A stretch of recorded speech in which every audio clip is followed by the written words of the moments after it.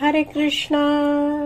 श्रीमद भगवत गीता जशी आहे तशी, अध्याय 6. अध्यायाचं नाव आहे ध्यान योग. आज 17वा श्लोक वाचायला सुरुवात करणार आहोत. त्याआधी श्रील प्रभुपादांना प्रार्थना करूया. हे श्रील प्रभुपाद, आम्ही भगवद्गीता हा ग्रंथ वाचून समजून घेण्याचा प्रयत्न करीत आहोत. त्यासाठी आम्हाला आशीर्वाद द्या. धन्यवाद प्रभुपाद. श्लोक क्रमांक 17. भगवान श्रीकृष्ण अर्जुनाला अष्टांग योगाबद्दल मार्गदर्शन करताना म्हणत आहेत. युक्त आहार विहारस्य युक्त चेष्टस्य कर्मसु युक्त स्वप्न अवबोधस्य योगो भवति दुःखः. भाषांतर. जो मनुष्य आपल्या आहार, निद्रा, विहार किंवा करमणूक आणि कर्म करण्याच्या सवयीत नियमित असतो, तो योगाभ्यासाद्वारे सर्व सांसारिक दुःखांचे निदान करू शकतो. तर आपण काल जे 16वा श्लोक वाचला होता त्यामध्ये श्रील बलदेव विद्याभूषण यांच्या टीकेमध्ये वाचलं होतं की 16 आणि 17 या श्लोकामध्ये भगवान श्रीकृष्ण अर्जुनाला हा जो अष्टांग योग आहे त्याच्या अभ्यासासाठी आहार आणि इतर विषयांचं नियम सांगत आहेत.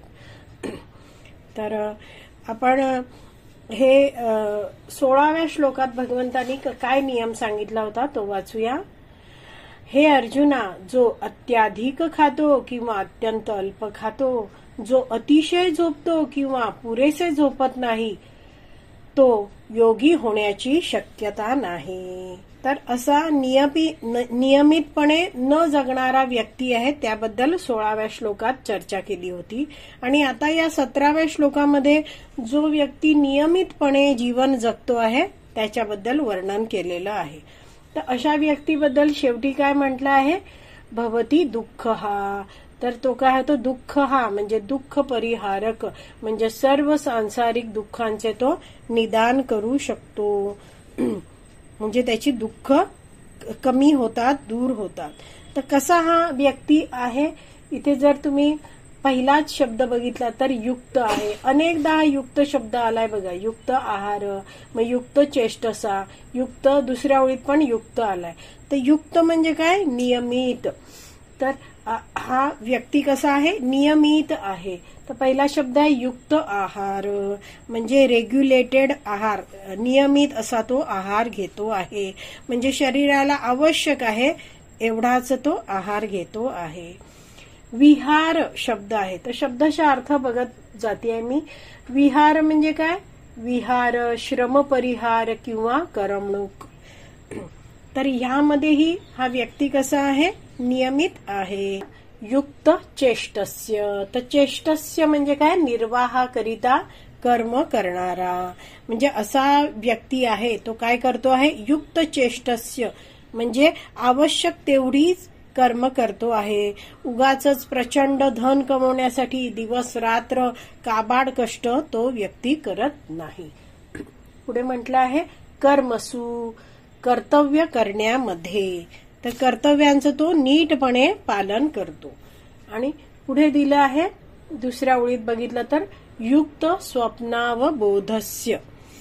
तर योग्य वेळेवर तो काय करतो आहे, झोपतो आहे, उठतो आहे वेळेवर सकाळी, असं अशा रीतीने. तर स्वप्न अवबोधस्य हा शब्द बघितला तर झोपणे आणि जागरण असं म्हटलेलं आहे. तर असा व्यक्ती आहे त्याच्याबद्दल काय आहे, योगो भवती दुःख हा. तर असा व्यक्ती योग अभ्यास करतो. योगचा शब्दशः अर्थ बघा, योगाचा अभ्यास करतो म्हणजे अष्टांग योगाचा अभ्यास करतोय तो. तर भवती दुःख हा, सर्व सांसारिक दुःखांचे तो निदान करू शकतो. तर एकदा भाषांतर वाचूया. जो मनुष्य आपल्या आहार, निद्रा, विहार किंवा करमणूक आणि कर्म करण्याच्या सवयीमध्ये नियमित असतो, तो योगाभ्यासाद्वारे सर्व सांसारिक दुःखांचे निदान करू शकतो. तर गीताभूषण टीका आहे श्रील बलदेव विद्याभूषण यांनी लिहिलेली. त्यामध्ये ते म्हणतात, जो मीत आहार विहारी आहे. तर मीत म्हणजे आता बघा आपण युक्त या शब्दाचा अर्थ काय वाचलाय, नियमित. तर त्या नियमित मधला जो शेवटचे 2 अक्षर आहेत ते काय आहेत, मीत. तर मीत म्हणजेच काय, नियमित, जो आहार विहार घेतो आहे, म्हणजेच आवश्यक आहे तेवढं स्वीकारतो आहे. तर अशा व्यक्तीबद्दल काय म्हटलंय, लौकिक आणि पारमार्थिक कर्तव्यासंबंधित सर्व वाग आदी व्यापारात संयमित आहे. तर असा व्यक्ती जो आहार विहार नीट ठेवतोय, नियमित ठेवतोय, तर तो आपले लौकिक म्हणजे भौतिक या लोकातले, आणि पारमार्थिक म्हणजे आध्यात्मिक. तर तो जीवन जगतो आहे, भौतिक जीवन जगतो आहे, आणि आध्यात्मिक म्हणजे भगवंतांना जाणून घेण्याचाही प्रयत्न करतो आहे. तर ही सगळी काय आहेत, आपली लौकिक कर्तव्य आणि पारमार्थिक कर्तव्य आहेत. या जगात जगतानाही आपली सगळ्यांप्रती काही कर्तव्य असतात, आणि आपल्या स्वतःला आपण जाणून की मी आत्मा आहे, तर माझी प्रगती व्हायला पाहिजे, यासाठी आपण आध्यात्मिक कार्य करत असतो, ती कर्तव्य आहेत. तर हा व्यक्ती लौकिक आणि पारमार्थिक कर्तव्यांसंबंधी तो सर्व व्यापारात म्हणजे सर्व देवाणघेवाण्यामध्ये संयमित राहतो. तर इथे आणखीन एक शब्द आहे, वाग आदी व्यापार. तर वाग आदी, वाग म्हणजे वाणीचा व्यापार, म्हणजेच काय आहे, समाजात आपण जगतो आहोत तर आपल्याला काही बोलावं लागतं, कुणाचं काही ऐकावं लागतं. तर वाणीचं काय आहे, देवाणघेवाण होत असते, विचारांची देवाणघेवाण होत असते. तर हा जो व्यक्ती आहे, जो नियमित आहार विहार करत आहे, ज्याची चर्चा या श्लोकात सुरू आहे, तो अनावश्यक काही बोलत नाही. तर वैष्णवाचार्य हा मुद्दा समजवताना म्हणतात की जीवनामध्ये जर आपण खूप बडबड करत राहिलो, बोलायला लागलो, तर काय होतं, कदाचित आपल्या बोलण्याने कुणाचं तरी मन दुखावलं जाऊ शकतं. आणि दुसरं काय होतं, मन दुखावली जातात आणि लोकांना आपल्याबद्दल गैरसमज पण निर्माण होतात. तर वैष्णवाचार्य समजवतात की आपण काय केलं पाहिजे, आपली कामं, आपली कर्तव्य नीटपणे पार पाडली पाहिजेत, आणि भगवंतांचं नाम घेत राहिलं पाहिजे. यामुळे काय होईल, आपण अपराधापासून वाचतो.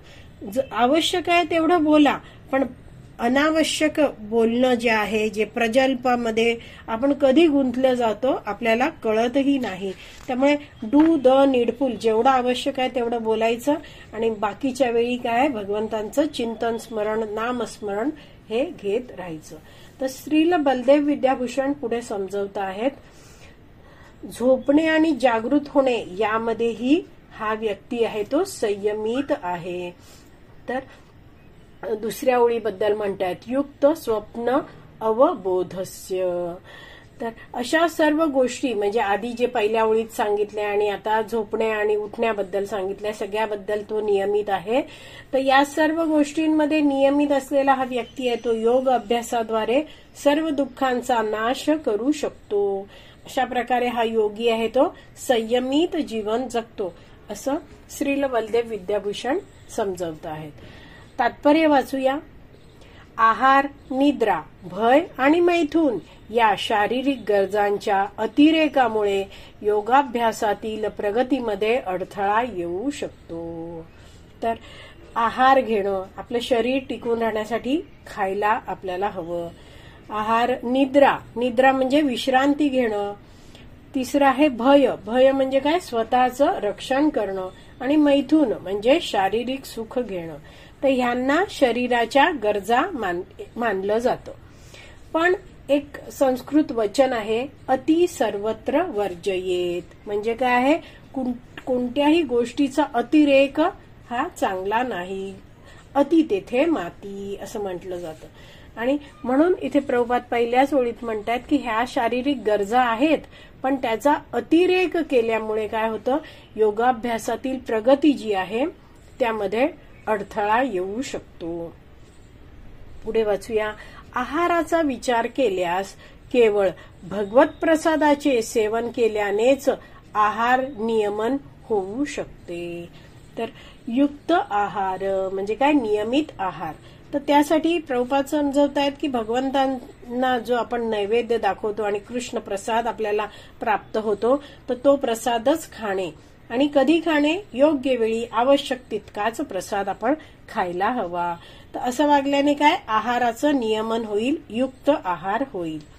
तर प्रभुपाद पुढे आहाराबद्दलच आणखीन सांगतायत. भगवद्गीतेनुसार 9.26 भगवान श्रीकृष्णांना भाजीपाला, फुलं, अन्नधान्य आणि दूध इत्यादी अर्पण केले जाते.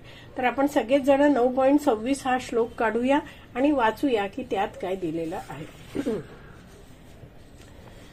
9.26 हा अतिशय प्रसिद्ध श्लोक आहे. पत्रं पुष्पं फलं तोयं यो मे भक्त्या प्रयश्चति तद अहं भक्ति उपरुतम अश्नामी प्रयतात्मनः. भगवान श्रीकृष्ण म्हणत आहेत, जर एखाद्याने प्रेमाने आणि भक्तीने मला एखादे पान, फूल, फळ अथवा पाणी अर्पण केले तर मी त्याचा स्वीकार करतो. तर भगवंत प्रेम आणि भक्ती बघत आहेत, आपण काही त्यांना अर्पण करतो आहोत. तर पुन्हा मी आता 17वा जो 6व्या अध्यायाचा श्लोक आहे त्याचं तात्पर्याकडे आले आहे. तर असं भगवंतांनी काय सांगितलंय या श्लोकाद्वारे, हे माझ्या आवडीच्या गोष्टी आहेत आणि ह्या मला तुम्ही अर्पण करा, प्रेमाने आणि भक्तीने अर्पण करा, तर त्या मी स्वीकारतो.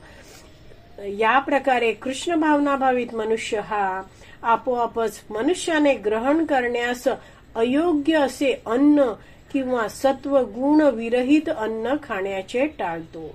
तर